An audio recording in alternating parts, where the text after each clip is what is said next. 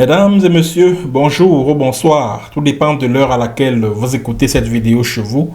Je m'appelle Michel Biemton, journaliste web camerounais, et merci de faire confiance à cette chaîne YouTube de l'engagement sociopolitique. Bienvenue à cette causerie citoyenne sur l'actualité camerounaise et africaine. Bienvenue à la chronique de MBT, mesdames et messieurs. Ce jour, 30 août 2023, nous, forces de défense et de sécurité, réunis au sein du Comité pour la transition et la restauration des institutions, CTRI, au nom du peuple gabonais et garant de la protection des institutions, avons décidé de défendre la paix en mettant fin au régime en place. À cet effet, les élections générales du 26 août 2023, ainsi que les résultats tronqués, sont annulés. Les frontières sont fermées jusqu'à nouvel ordre. Toutes les institutions de la République sont dissoutes, notamment le gouvernement, le Sénat, l'Assemblée nationale, la Cour constitutionnelle, le Conseil économique, social et environnemental, le Conseil gabonais des élections. Nous appelons la population, les communautés des pays frères installés au Gabon, ainsi que les Gabonais de la diaspora, au calme et à la sérénité. Nous réaffirmons notre attachement au respect des engagements du Gabon vis-à-vis de la communauté nationale et internationale. Peuple gabonais, c'est enfin notre essor vers la félicité. Que Dieu et les mânes de nos ancêtres bénissent le Gabon. Honneur et fidélité à la patrie, je vous remercie. Alors, mesdames et messieurs, comme vous le savez déjà, nous allons une fois encore parler du coup d'État qui a eu lieu ce 30 août 2023 au Gabon. Un coup d'État qui intervient après une élection présidentielle controversée à l'issue de laquelle Ali Bongo a été proclamé vainqueur par une commission électorale locale appelée le Centre gabonais des élections aux ordres de la famille Bongo. Alors, c'est donc cet organe qui a proclamé Ali Bongo vainqueur de la présidentielle du 26 août dernier avec un pourcentage de 64% contre 30% pour Albert Ondo Ossa, qui a été, au cours de ces élections, assez disputé, ça il faut le dire, le principal challenger de Ali Bongo Ondimba. Et c'est à la suite donc de la proclamation des résultats de la présidentielle qui s'est faite nuitamment que l'armée a donc décidé de prendre ses responsabilités en prenant le pouvoir par la force et parmi les mesures prises par la junte militaire se trouve l'annulation pure et simple de ces élections frauduleuses.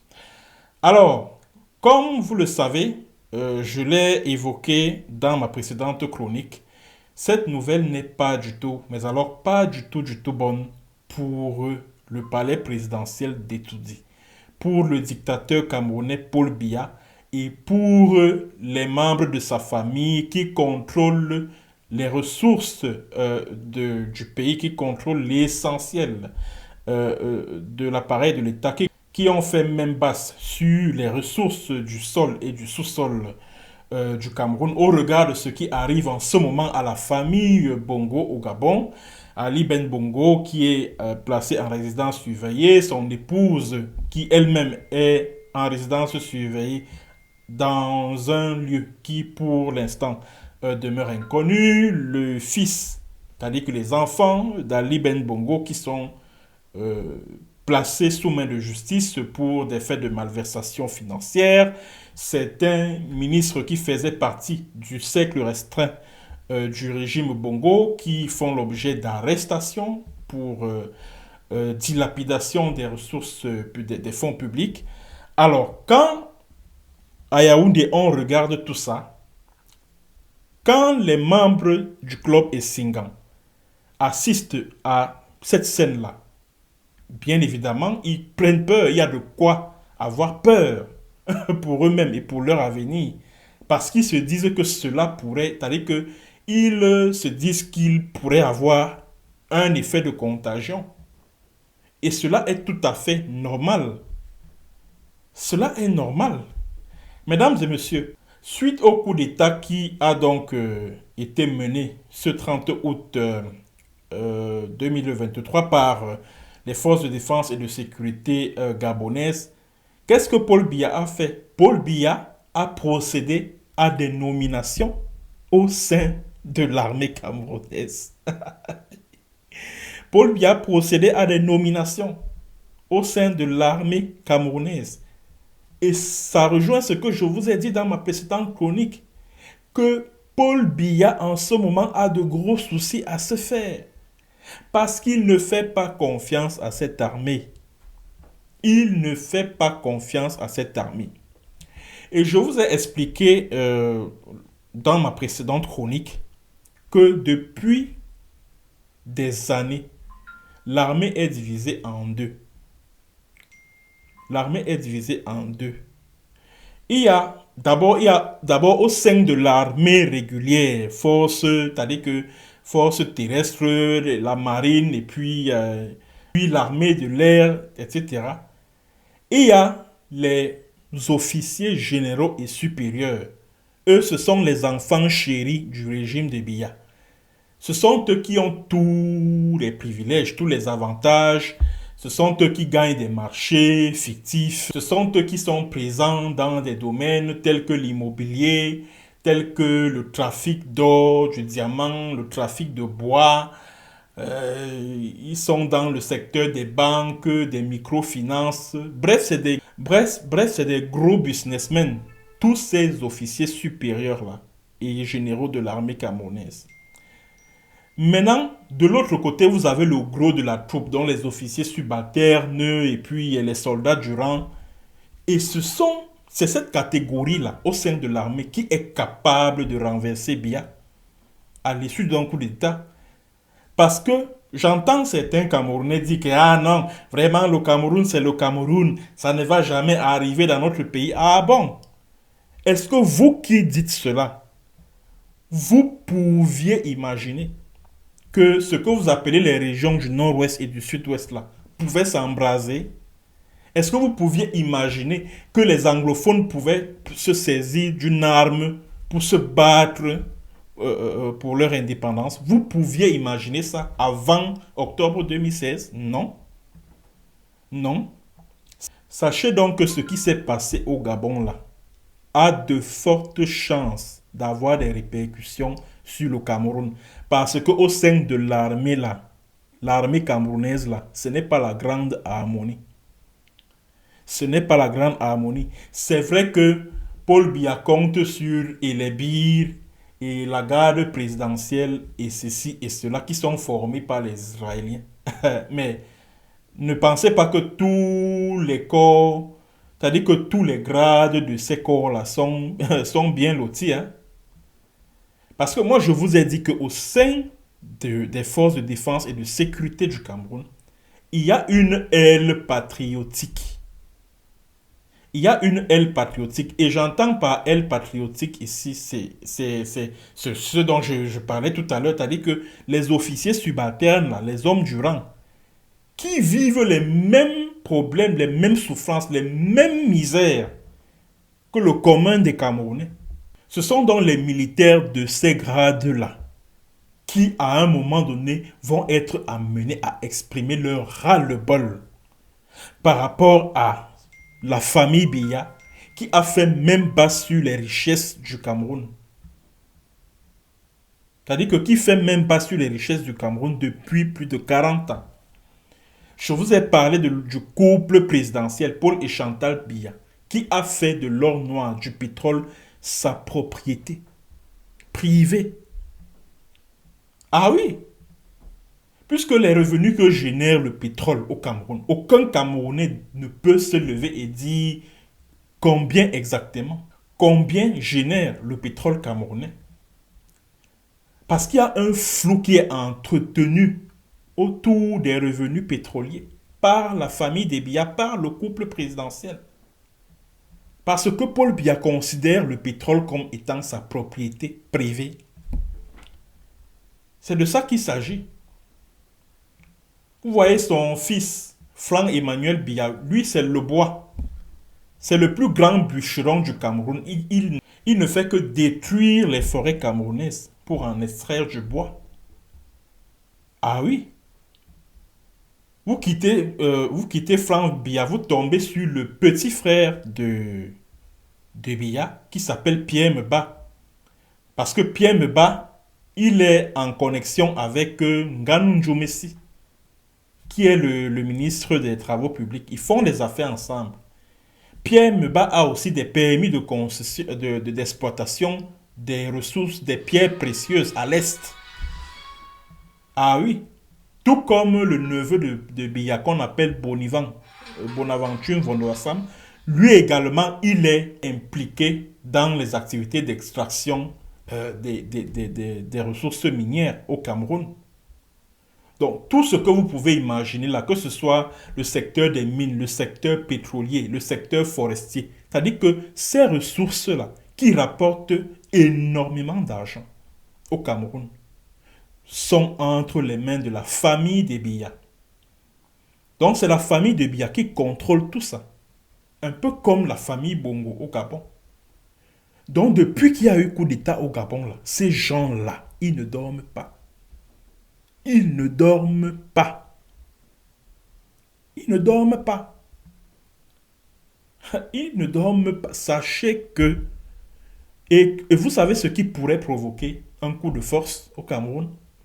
C'est la succession des Biya. Parce que je vous ai dit dans ma précédente chronique qu'en ce moment, au sein de Essingang, parce que c'est Essingang qui détient l'essentiel du pouvoir, hein, qui contrôle l'essentiel de l'appareil de l'État. Bon, pour ceux qui ne comprennent pas, Essingang, ce sont les membres du cercle très restreint autour de Paul Biya, qui sont d'extraction Ekambeti, qui sont des extrémistes, oui, et qui contrôlent l'essentiel de l'appareil de l'État. Alors, au sein de Essingandon, il y a deux camps. Il y en a ceux qui soutiennent Franck Biya, qui aimeraient que Franck Biya succède à son père. Et il y a un autre clan qui dit jamais, il n'est pas question que le pouvoir se transmette de père en fils au Cameroun.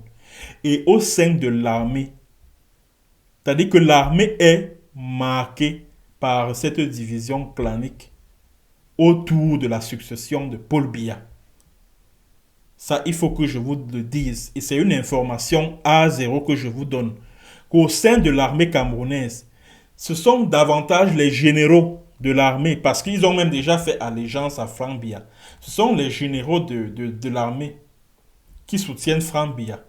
Maintenant, le gros de la troupe, dont les officiers subalternes et puis les hommes du rang, disent que jamais, il n'en est pas question. Il n'en est pas question.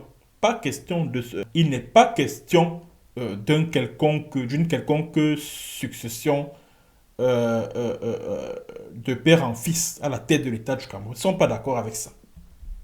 Ils ne sont pas d'accord. C'est de ça qu'il s'agit.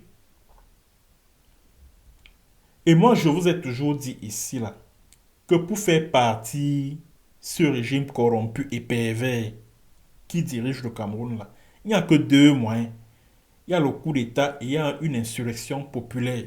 Il n'y a que ça. Si vous comptez sur les élections, vous, mes chers, vous, ces Camerounais là, si vous comptez sur les élections, vous vous foutez le doigt dans l'œil comme ça. Vous vous foutez le doigt dans l'œil. Vous vous foutez le doigt dans l'œil. Parce que au Gabon, au moins, on a vu la commission électorale proclamer les résultats du vote. Au Cameroun, est-ce que Elections Cameroun a cette possibilité-là? Non. Quand les bureaux de vote ferment à 18 h, on attend seulement le contentieux post-électoral et puis la proclamation des résultats par le Conseil constitutionnel qui est présidé par Atama Clément. C'est tout. Maintenant, vous allez revendiquer, vous les opposants camerounais, là, vous allez revendiquer votre victoire sur quelle base? Et surtout que selon le code pénal, pas le code pénal, pardon, le code électoral camerounais, seuls les procès-verbaux d'Elections Cameroun font foi en cas de contentieux électoral. Vous allez revendiquer votre victoire sur quelle base? Les populations, c'est-à-dire que le peuple camerounais là, vous allez revendiquer votre victoire sur quelle base? Si vous décidez d'octroyer je ne sais combien de voix là, soit 60% de voix à le haut rival de Paul Biya, et que ce dernier récolte 40%, vous allez vous baser sur quoi pour vous dire que les résultats qui ont été proclamés par le Conseil constitutionnel ne reflètent pas la réalité du terrain? Vous allez vous baser sur quoi? Vous allez vous appuyer sur quoi? Donc, je vous ai dit, chers compatriotes, chers Camerounais, votre destin, votre destin se trouve entre vos mains. Votre destin se trouve entre vos mains. Si vous voulez continuer à faire foi aux institutions des Biya, il n'y a pas de problème. Mais d'après ce que je pense et ce que je vous dis, c'est que le changement dans ce pays-là ne viendra, parce que j'entends souvent les Kamto et ses partisans dire changement dans la paix et par les urnes. Bon, moi, ce n'est pas pour autant que je souhaite la guerre, non.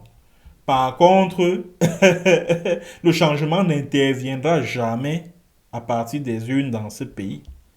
Il n'y a que l'insurrection populaire ou alors un coup d'État. Ou l'un ou l'autre.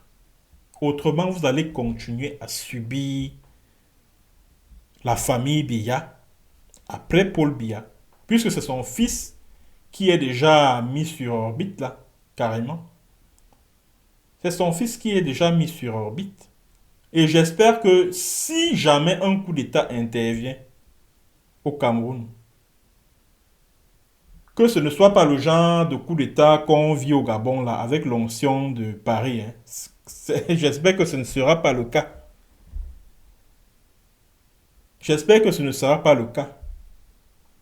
Ce dont je doute d'ailleurs, ce dont je doute parce que si les putschistes, si les militaires prennent le pouvoir au Cameroun et qu'ils se comportent un peu comme leurs collègues d'Afrique de l'Ouest, les Maliens, les Burkinabés ou les Nigériens, là, vous savez ce qui pourrait se passer? La France et les États-Unis vont appuyer la lutte d'indépendance des Ambazoniens. Parce que, et ça vous le savez déjà, que Paul Biya n'a pu contenir la lutte armée des Ambazoniens que grâce au concours de la France et des États-Unis à la dernière minute. Parce qu'au départ, les États-Unis soutenaient la cause ambazonienne. Ça, il faut dire les choses telles qu'elles sont. Les États-Unis soutenaient la cause ambazonienne. Mais là, c'était sous Donald Trump. Mais comme le pouvoir a changé de main aux États-Unis, Biden est arrivé au pouvoir. Son administration a commencé à faire preuve de réticence envers le mouvement indépendantiste anglophone. La preuve en est que en décembre 2022, Joe Biden a reçu Biya et certains membres de son gouvernement, dont les ministres impliqués dans les massacres des civils dans le Southern Cameroun. Joe Biden les a reçus. Joe Biden les a reçus. C'était dans le cadre du sommet Afrique-États-Unis. Il les a reçus. Mais dans le même temps, la justice américaine traque les leaders et puis les activistes amazoniens qui vivent aux États-Unis. C'est injuste. Donc si les militaires camerounais, si les militaires venaient à prendre le pouvoir par la force au Cameroun et qui décident par exemple de s'allier à la Russie, qui est aux portes du Cameroun, là, parce qu'ils sont déjà en Centrafrique, s'ils s'allient à la Russie, la France et les États-Unis seront obligés d'appuyer la lutte amazonienne. Voilà pourquoi les putschistes camerounais auront l'obligation d'avoir l'option de Paris. Parce que s'ils n'ont pas cette option-là, s'ils décident de s'attacher les services de Wagner, par exemple. Parce que ne pensez pas qu'avec le décès de Prigojine, Wagner va disparaître. Non. Ce qui change avec la mort de Prigojine, c'est que Kremlin, c'est-à-dire que Moscou, va endosser sa tutelle sur ce groupe paramilitaire-là. Parce qu'avant, chaque fois que Wagner menait des actions à l'extérieur, Moscou avait toujours tendance à dire que non, c'est une milice privée qui n'a rien à voir avec, avec le Kremlin. Mais avec la mort de Prigojine, le régime de Vladimir Poutine sera dans l'obligation d'assumer tous les actes posés par Wagner. Donc si le régime militaire qui pourrait prendre le pouvoir au Cameroun s'allie à Wagner, la France et les États-Unis vont se mettre ensemble pour soutenir la lutte armée du peuple du Southern Cameroun. Donc c'est ce que j'ai voulu partager avec vous comme analyse, mesdames et messieurs. N'oubliez pas de partager la vidéo au maximum. N'oubliez pas également de vous abonner massivement à ma chaîne YouTube. À très très bientôt pour une autre séance et sur un autre thème. Bonjour ou bonsoir.